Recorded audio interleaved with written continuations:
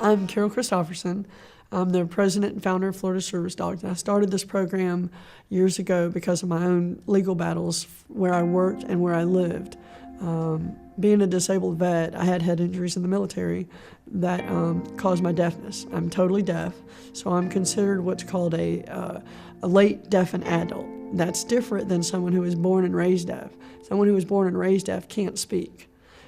Because they've never learned to speak, because they've never heard to be able to speak. So in my case, I lost my hearing later on in life. But it's kind of unique because I can speak and read lips as well as use sign language. We use all of that in our program to teach the dog sign language and visual cues, so we kind of use that back and forth with the program. We are a free program. We're a nonprofit, IRS-approved program. We don't have any paid employees, and we use volunteers and rely on donations.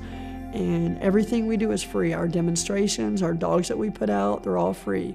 We also provide the facility dogs for therapy homes, group homes, and that sort of thing as well. We train dogs for service dogs, emotional support animals, therapy animals, as well as regular pets too.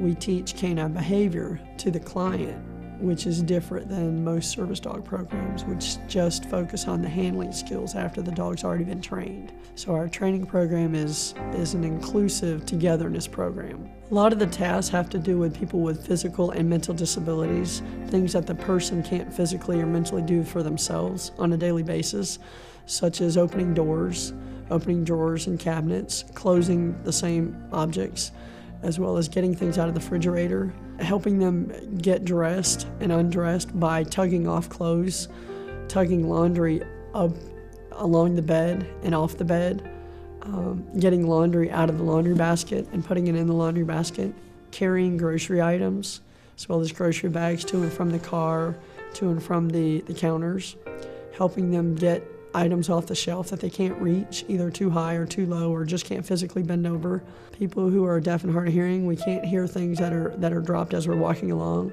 So we also have an automatic response where the dogs automatically pick things up that are dropped by the owner. Seizure dog work, that they go and get help, pull alarms, cords and things like that, or just lay with them to comfort them. We do service dog demonstrations, live demonstrations, where we bring some teams out, some active teams that are in training, and the teams are in training together. So we come out and we show the audience what different tasks that the dogs are in training to do, and that what tasks the clients are having to learn to do also to maintain the level of training that we provide to them. They're coming out to educate the public, as well as not only just what the service dogs do and what our program does, but also some of the legalities, the responsibilities and rights of owners of service animals, as well as we touch on some of the basics for businesses on what their rights are and responsibilities of service animal users. I have below here Shadow. He's in training for a young lady who was actually at the demonstration the other night with her mother. For Nikki, who has cerebral palsy. She has vision impairment as well as some balance problems, and along with the cognitive issues. She also has seizures, so Shadow's learning to do multiple tasks.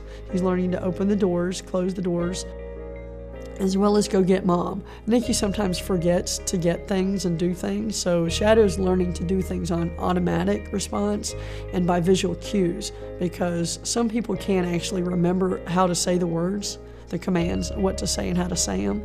So we actually put the dogs in an automatic response, kind of like a first responder on the scene of an accident. You don't think about what to do, you're already trained. There's several laws that touch on the rights of people with disabilities. The person who's entitled to the rights is someone who has a severe impairment of one or more of life's major functions.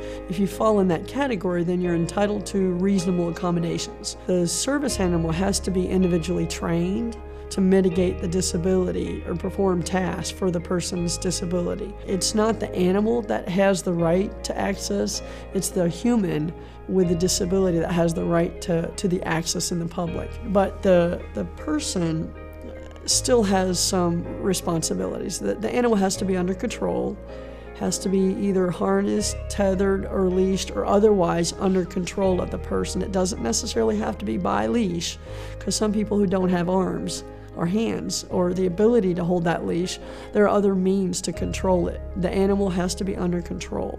There's a lot of misconceptions in the law about what is and what isn't required for a person with a disability to have a service animal out in the public. And the public means the private entity that serves the public. That's basically a public entity covered under Title III of the ADA. There's Title II, there's Title, which is state and local government, not federal government, and then there's Title I, which is employment. And each area covers a different type of way they accommodate and understand the service animals. Employment has to cover service animals. The one thing about the public access that's really important to understand, it's the training that's required of the animal, as well as the fact that the animal has to be under control. We ask that people just contact us regardless of whether they're actually wanting a service animal or not. We accept volunteers in our program on a daily basis who come in and actually, instead of coming to the kennels and clean out the kennels to do the dirty work, we would actually ask them to come and be involved in training and learning canine behavior so that we can spread the word about dog behavior, as well as to come and help us get our animals socialized, get them out of the kennels. We train at the park, at the City of Jacksonville Park, so it's really exciting. We've been there for 4 years, and we train inside the building.